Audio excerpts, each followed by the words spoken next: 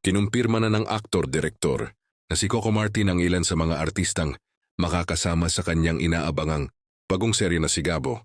Matapos ang matagumpay niyang mga proyekto sa telebisyon, muling bubuo si Coco ng isang powerhouse cast na siguradong aabangan ng mga manonood. Kabilang sa pinakaabangang pagbabalik tambalan ay sina Julia Montes at Coco Martin na muling magsasama sa isang primetime project.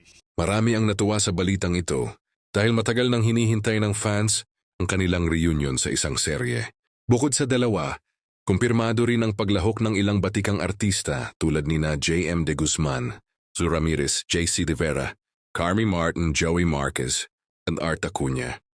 Kilala ang mga ito sa kanilang husay sa pag-arte, kaya inaasahang magdadagdag sila ng lalim tungkulay sa kwento ng Sigabo. Hindi rin mawawala ang mga veteranong pangalan sa industriya gaya nina Chanda Romero at Dante Rivero na siguradong magbibigay ng matitinding eksena sa serye. Samantala may mga lumulutang pang-ulat na posibleng madagdagan pa ang cast kabilang ang ilang sorpresa at guest appearances. Ayon sa mga paunang detalye, kakaiba ang format ng Sigabo kumpara sa karaniwang teleserye. Magkakaroon ito ng episodic approach na may halo ng aksyon, drama, romansa at kaunting komedya.